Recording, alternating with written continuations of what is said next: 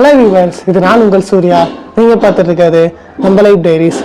இந்த எபிசோடில் நம்ம எந்த படத்தை பற்றி பார்க்குறோன்னா, மலையாள இயக்குனர் மாதவ் ராம்தாஸ் இயக்கத்தில் இப்போ ரீசெண்டாக தேட்டரில் ஓடிக்கிட்டு இருக்க ஹாலி படம் எப்படி இருக்குன்னு பார்க்கலாம் வாங்க.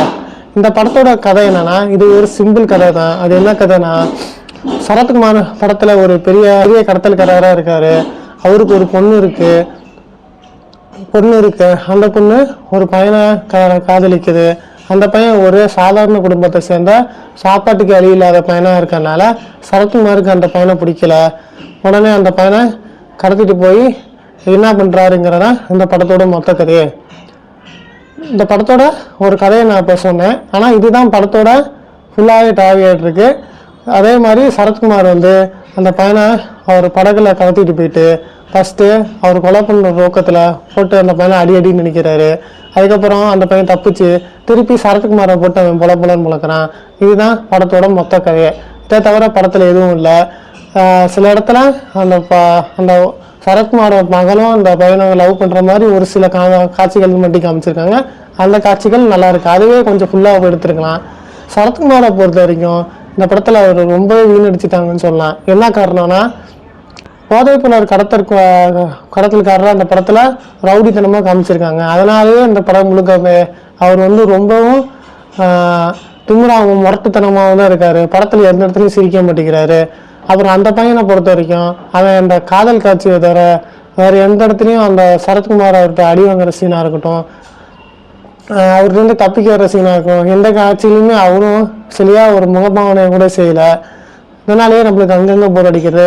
படம் ஒரு 20 நிமிஷத்தை கலந்து போனாவே இவங்க 2 பேரை தான் காமிக்கிறாங்க. போட்டில் 2 பேருமே மாற்றி அடிச்சுக்கிறது அடி வாங்குறது தான் காமிக்கிறாங்க.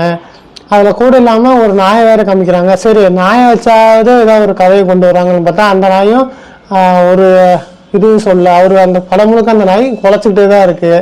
அது எதுக்கு குலைக்கிறதுனே தெரியல.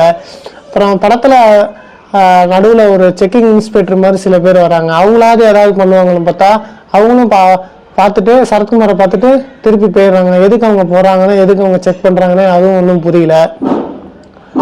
இந்த மாதிரி படத்தை ரொம்ப வீணடிச்சிட்டாங்க. இது ஒரு சின்ன கதை தான். அந்த சின்ன கதையை ஒரு சின்ன படமாகவே பண்ணியிருக்கலாம். எதுக்கு, அதாவது ஷார்ட் ஃபிலிம் அந்த ரேஞ்சிலேயே எடுத்துருக்கலாம். எதுக்கு ஒரு படமாக கொண்டு வந்தாங்கன்னு தெரில. ஒரு 2 மணி நேரத்துக்கிட்ட வீணாக்கிட்டாங்க. படத்துலேருந்து எப்படா தப்பிச்சு ஓடிடலாம் போல தோணுது. சரி, கிளைமேக்ஸ்லேயாவது ஒரு ட்விஸ்டாவது வச்சுருப்பாங்கன்னு பார்த்தா அதுலேயும் எந்த ட்விஸ்ட்டு வைக்கல.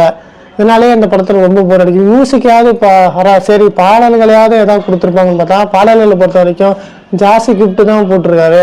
அவர் பாடல்களை எப்பயுமே நம்ம ஒரு சில பாடல்கள் கேட்டிருப்போம், அதுவும் நல்லாயிருக்கும். சரி, இந்த படத்தில் ஏதாவது ஒரு டிஃப்ரெண்ட்டான பாடல்கள் எதுவும் கொடுத்துருப்பாருன்னு பார்த்தா அதுவுமே இல்லை. பேக்ரவுண்ட் ஸ்கோரு அவங்க லவ் பண்ணுற காட்சிகளில் சில பேக்ரவுண்ட் ஸ்கோர் போட்டிருக்காரு. அது மட்டும் லைட்டாக கொஞ்சம் ஒர்க் அவுட் ஆயிருக்குன்னு சொல்ல வரலாம்.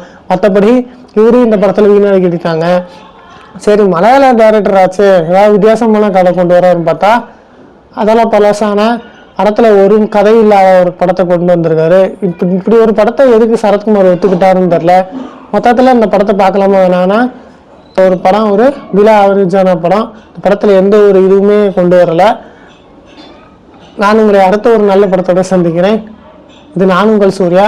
இந்த விமர்சனம் பிடிச்சிருந்தா லைக் பண்ணுங்கள், ஷேர் பண்ணுங்கள், முக்கியமாக சப்ஸ்கிரைப் பண்ண மறந்துடாதீங்க.